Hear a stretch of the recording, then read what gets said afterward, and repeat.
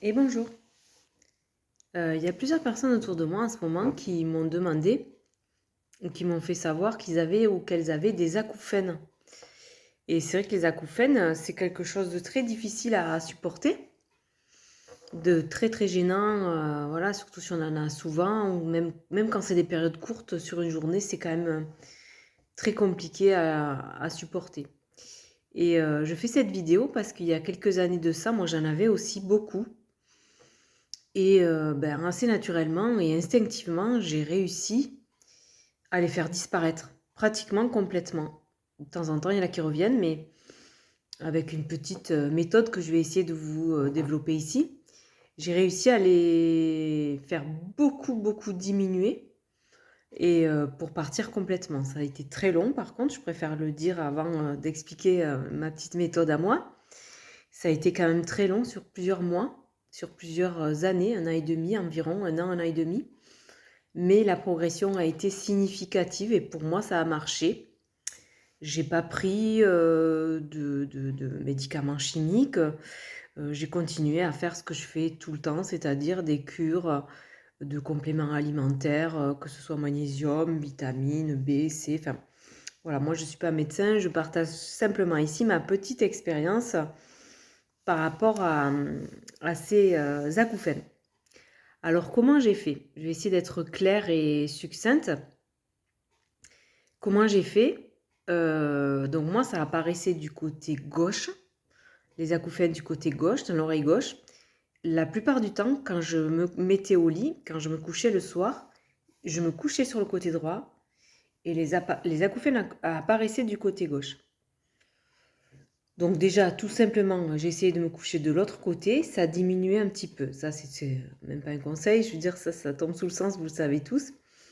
Je me mettais de l'autre côté, ça diminuait un petit peu. Et ensuite, je faisais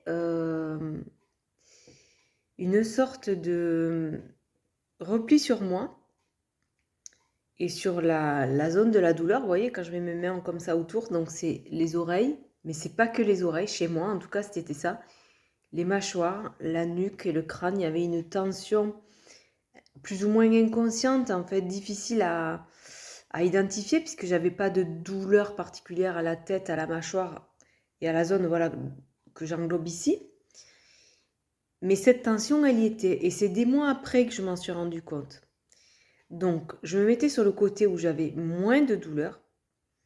Et je fermais les yeux, bien sûr, j'étais dans le noir puisque je venais de me coucher. Je me concentrais sur cette zone.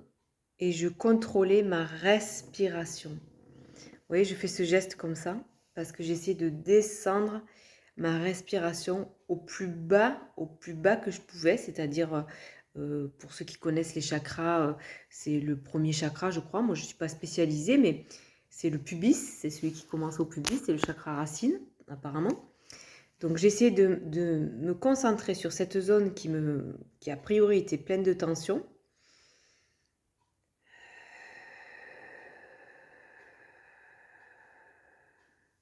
Vous voyez, je vous le fais là. J'essaie de souffler au plus bas que je pouvais dans ce premier chakra. Ça marchait pas au premier coup, hein. Je vous fais pas, c'est pas un miracle. Ça marchait pas au premier coup. C'était au bout de quelques minutes que je voyais une petite amélioration. Cette petite amélioration, elle a grandi plusieurs soirs. Voilà, jour après jour. Elle a grandi, elle a grandi. Je me décourageais pas.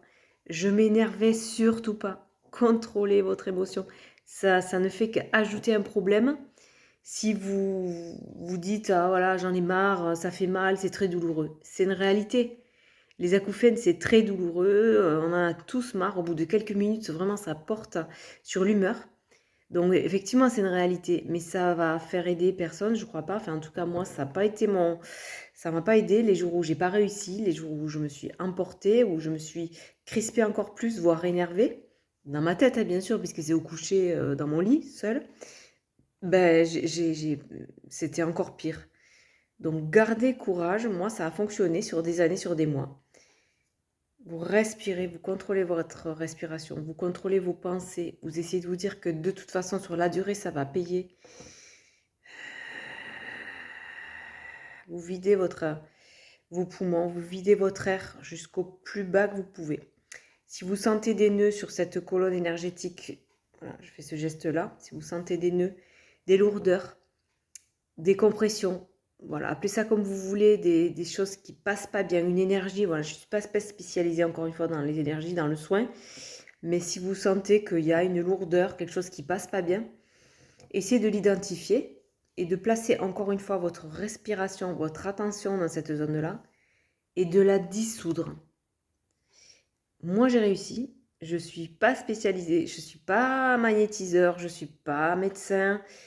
J'ai réussi sur la durée, sur la force de ma volonté, sur le choix que j'ai fait et que j'ai pris de vouloir faire diminuer et disparaître ces douleurs, parce que les acouphènes, c'est pas vraiment douloureux, mais c'est quand même très douloureux. Voilà, c'est un peu bizarre ce que je dis, mais c'est pas douloureux, mais c'est insupportable pour les gens qui connaissent ça. C'est vraiment insupportable. Plus de quelques minutes, c'est vraiment très très difficile. Il faut faire preuve de grande force et de grand calme pour pouvoir arrêter ça.